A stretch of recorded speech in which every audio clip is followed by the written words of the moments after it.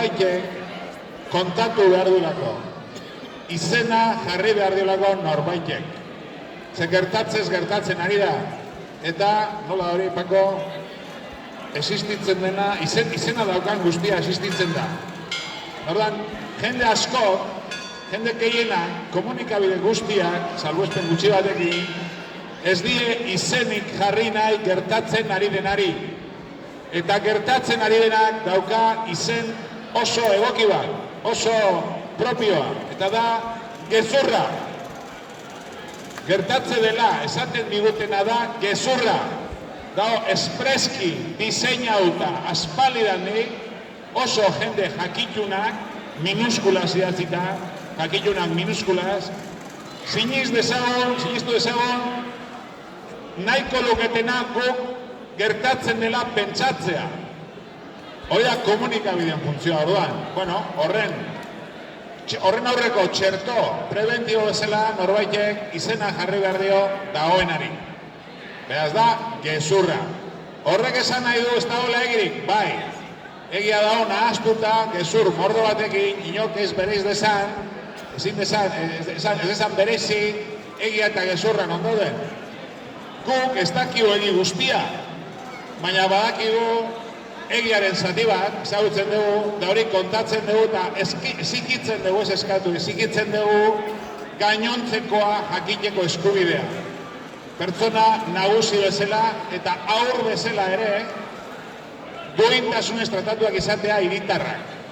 Horre ezinbestekoa da erakundeen jabetze bat, jabetu egin behar dute erakundeek, nor dagoen, zeren kargu eta noren zerbitzura esartzen diren neurriak. Ez jakina izanak, babesten gaitu itxuraz, baina sakontzen du arazoa.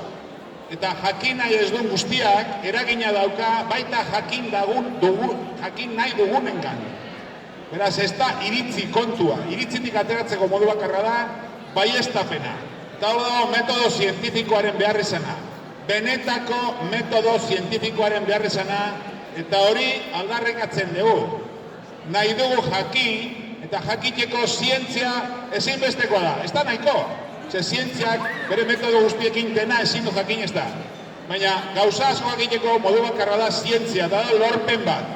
Eta hori egosten digute garela azientifikoak ez, garela txikiliko entre kuadrilla bat.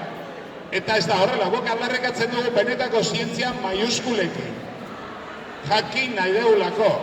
Eta benetako informazioa dagoenaren argazki fidagarriak nahi ditugu komunikabideetan. Publikoetan eta pribatuetan. Nahi dugu benetako medikuntza. Nahi ditugu benetako erakundeak. Zaintzan oinarritzen diren erakundeak. Eta gaur egun hori ez da gertatzen. Da jende gehienak ziurrik ez daki. Erakunde guzti horien kargoan ni, irakaskuntzan, ari naizen, pertsona bezala, irakasle gehienak ez dakite eta ez dute jakin nahi ere. Baina horrek ez digu erantzukizunik, txistik ere, bizkarretik entzen. Orduan, ezin gara doainik beste alde batera begira aritu. Gizarteak bizidun egoera, oso egoera kritikoa da, eta datorkiguna, da kontatzen ez digutena, eta diseinalta daukatena, are larriagoa da. Orduan, horren aurrean, heldutasunez jarri behar gara elkarlanean, ez inor mendekuz, akatzeko, baizik eta denon artean irtenbidea bilatzeko izadiari. Euskal Herri ere, eta kasu honetan Azpeitiari, eta beste hainbeste herri, eta eskualde, eta nazioarte, eta planetai. Azken baten gaude egoera kritiko baten da, ukatzen da, daldi berean bultzatzen da. Bultzatzen ari dira krisi hori, aitzaki bezala, beste gauza batzuk sartzeko tartean, eta horretaz ez da esaten ezer.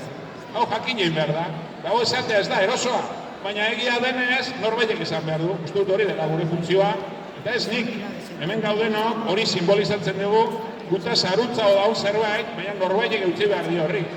Kasu honetan, manik nahiko nuke baita, geroxeago edo, gaina geroxeago, norbaitek konpartitu mikroa, zizeguri badago hor zer esanik, guk esan dezakegunaz, aparte. Beraz, eskerrik asko entzuteagatik, eta eskerrik asko baita laguntzeagatik eusten, da nik esaten nuen azken bideoan, nik ez da argitaratu, baina ze importantea den, norbera bizitzako bidaian ari den hortan, sentitzea norbaitek eusten gaitula, eta gu izatea, kasu honetan adibidez, jende askoren itzeikera ausartzen ez dena, edo ezin duena, edo doairik ez dagoela sentitzen duenaren ahotsa izatea, horri ahotsa jartzea. Esan beharrekoa esateko, guk eutzi, jendeari eta jendea guri eta elkarre utziz, irten bidea bilatu. Hori da erronka, gizadiak erronka hori dako eskuartean.